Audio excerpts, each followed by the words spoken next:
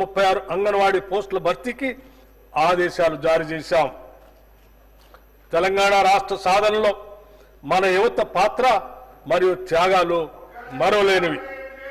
తెలంగాణ సాధించుకున్న తర్వాత వారి పట్ల గత ప్రభుత్వం నది దాటే వరకు ఓడమల్లయ్య, దాటిన తర్వాత బోడమల్లయ్య అనే విధంగా ప్రవర్తించింది.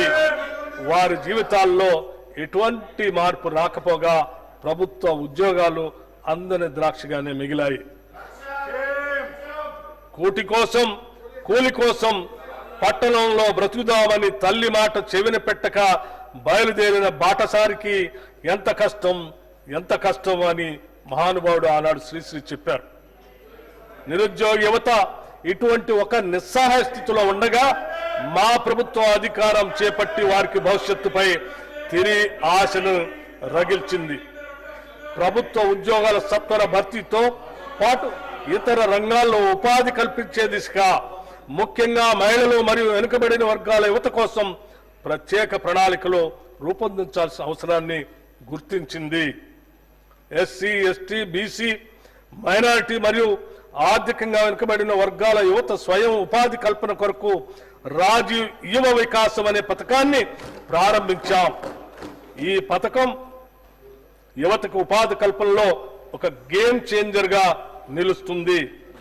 కేవలం ఉపాధి కల్పించడమే లక్ష్యంగా కాకుండా యువతని ఔత్సాహిక పారిశ్రామికవేత్తలుగా తీర్చిదిద్ది వారు మరింత మందికి ఉపాధి సృష్టించేట్లు ప్రోత్సహించడం మా ధ్యేయం.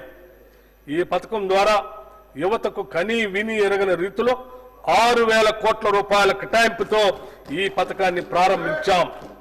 ఎస్సీ, ఎస్టీ, బీసీ, మైనార్టీ కార్పొరేషన్ల ద్వారా ఈ పథకాన్ని అమలు చేస్తాం. అర్హుడైన ప్రతి నిరుద్యోగికి గరిష్టంగా 4 లక్షల రూపాయల వరకు ఆర్థిక సాయం అందిస్తాం. యువత అభ్యున్నతికి ఈ పథకం గొప్పగా తోడ్పడుతుంది. సివిల్స్ ప్రిలిమ్స్ పాస్ అయి మెయిన్స్ పరీక్షకు వెళ్లే అభ్యర్థులకు 1 లక్ష రూపాయలు మరియు మెయిన్స్ పరీక్ష పాస్ అయి ఇంటర్వ్యూకి సిద్ధమయ్యే అభ్యర్థులకు మరొక 1 లక్ష రూపాయలు, మొత్తంగా 2 లక్షల రూపాయల ఆర్థిక సహాయాన్ని సింగరేణి యాజమాన్య సౌజన్యంతో రాజీవ్ గాంధీ సివిల్స్ అభయ హస్తం కింద ఇస్తున్నాం. తద్వారా ఆల్ ఇండియా సర్వీసెస్ లో తెలంగాణ రాష్ట్రం నుంచి మరింత మంది పేద మధ్యతరగతి కుటుంబాలకు చెందిన యువతీ యువకులు ఎంపికయ్యే అవకాశం ఏర్పడింది. అధునాతన సాంకేతిక కేంద్రాలుగా ఐటీఐలు రాష్ట్ర వ్యాప్తంగా ఏటా 1 లక్ష మందికి నైపుణ్య శిక్షణను ఇచ్చేందుకు 65 ప్రభుత్వ పారిశ్రామిక శిక్షణా కేంద్రాలు అడ్వాన్స్డ్ టెక్నాలజీ కేంద్రాలుగా తీర్చిదిద్దే ప్రక్రియ పురోగతిలో ఉంది. టాటా టెక్నాలజీ సర్వీసెస్ వారి సౌజన్యంతో నిర్వహించే ఈ శిక్షణా కేంద్రాలలో తెలంగాణ యువత తగిన ఉద్యోగ నైపుణ్యాలను సాధించేందుకు వీలుగా 9 లాంగ్ టర్మ్, 23 షార్ట్ టర్మ్ కోర్సులతో పాటు నైపుణ్యాల కొరత తీర్చేందుకు బ్రిడ్జ్ కోర్సుల్ని ప్రవేశపెట్టాం. డిగ్రీ ఇంజనీరింగ్ లో చేరిన విద్యార్థులకు banking, financial services, insurance, BFSI రంగాల్లో ఉద్యోగాలు కల్పించడమే లక్ష్యంగా బిఎఫ్ఎస్ఐ ట్రైనింగ్ కోర్సును రాష్ట్ర ప్రభుత్వం ప్రారంభించింది.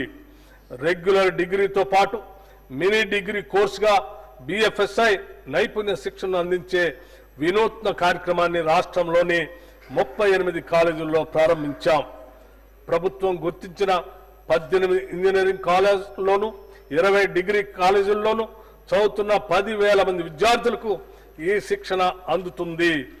రాష్ట్ర వ్యాప్తంగా పట్టణాలతో పాటు గ్రామీణ ప్రాంతాల్లోని విద్యార్థులకు కూడా లబ్ధి చేకూరేలా ఈ కాలేజీల్ని ఎంపిక చేయటం జరిగింది. రాష్ట్రంలోని 119 అసెంబ్లీ నియోజకవర్గాల్లో డాక్టర్ బిఆర్ అంబేద్కర్ నాలెడ్జ్ సెంటర్లను ప్రభుత్వం ఏర్పాటు చేయాలని నిర్ణయించింది.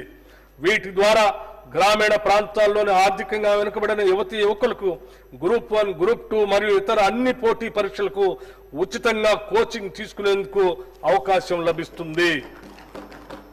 యువకుల ఉద్యోగ అవకాశాలను ఇనువడింపజేసే వారి సాధికారతను పెంపొందించడానికి ప్రభుత్వం పరిశ్రమల శాఖ ఆధ్వర్యంలో తెలంగాణ డిజిటల్ ఉపాధి కేంద్రాన్ని పునరుద్ధరించి కృత్రిమ మేధో విజ్ఞానం ఆధారంగా నడిచేలా అనుసంధానించింది. దీని ద్వారా పరిశ్రమలు మరియు వివిధ రంగాల అవసరాలకు కావలసిన నిపుణులు గుర్తించి నియమించుకునే వెసులుబాటు కలుగుతుంది. ఈ బడ్జెట్లో కార్మిక మరియు ఉపాధి కల్పన శాఖకు 900 కోట్ల రూపాయలు ప్రతిపాదిస్తున్నాం. గ్రామ స్వరాజ్యమే దేశ స్వరాజ్యం. మహాత్మా గాంధీ గారు చెప్పినటువంటి ఈ మాటలు, ఈ స్ఫూర్తితో మా ప్రభుత్వం గ్రామీణ వికాసానికి శ్రీకారం చుట్టింది. గత ప్రభుత్వంలో నిర్వీర్యమైన గ్రామీణ వ్యవస్థను మరింత పటిష్టం చేయాలనే లక్ష్యంతో కార్యాచరణ రూపొందించుకున్నాం. 2024-25లో రాష్ట్ర ప్రభుత్వం MNREGS పథకం కింద రాష్ట్ర వాటాగా చెల్లించాల్సిన నిధులను సకాలంలో చెల్లిస్తూ పలు గ్రామీణ అభివృద్ధి పథకాలను సమర్థవంతంగా అమలు చేసింది. ఈ సంవత్సరంలో 25,76,000 కుటుంబాలకు ఉపాధి చేకూర్చాం. గ్రామీణ అభివృద్ధిలో భాగంగా 781 కోట్ల వ్యయంతో 26,055 సాంప్రదాయ నీటి వనరుల్ని పునరుద్ధరించాం. 926 కోట్ల రూపాయల వ్యయంతో 82,286 గ్రామీణ రోడ్లని నిర్మించాం. 275 కోట్ల వ్యయంతో 51,216 పిల్ల కాలువలు మరియు ఇతర కాలువల పూడికతీత పనుల్ని పూర్తి చేశాం. 244 కోట్ల రూపాయలతో 63,854 భూమి అభివృద్ధి పనుల్ని చేపట్టాం. అలాగే 16,310 జల పరిరక్షణ పనులకి 155 కోట్ల రూపాయలు ఖర్చు చేయటం జరిగింది.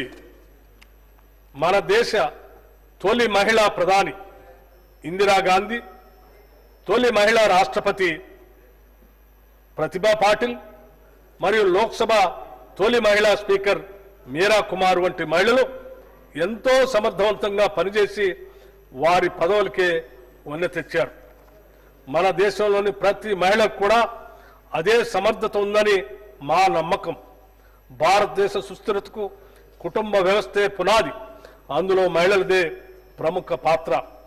వారి ఆర్థిక స్వావలంబన, కుటుంబ స్వావలంబనకు దేశాభివృద్ధికి ఎంతో కీలకం. స్త్రీ శక్తే దేశ శక్తి అని విశ్వసించి ఇందిరా మహిళా శక్తి మిషన్ను ప్రారంభించాం. ఈ మిషన్తో తెలంగాణలో మహిళా సాధికారతకు నూతన శకం ప్రారంభమైంది. ఈ పథకంలో 20,000 కోట్ల రూపాయల రుణాన్ని అందించాలనే లక్ష్యాన్ని పెట్టుకున్నాం. ఈ లక్ష్యాన్ని కూడా అధిగమించి 21,632 కోట్ల రూపాయలు రుణాల్ని స్వయం సహాయక సంఘాలకు అందించాం. దీని ద్వారా 2.25 లక్షల సూక్ష్మ పరిశ్రమలు స్థాపించబడి మహిళలకు పెద్ద ఎత్తున ఉద్యోగ అవకాశాలు లభించాయి. ఇంతే కాకుండా 214 ఇందిరా మహిళా శక్తి క్యాంటీన్లు కూడా ప్రారంభించాం.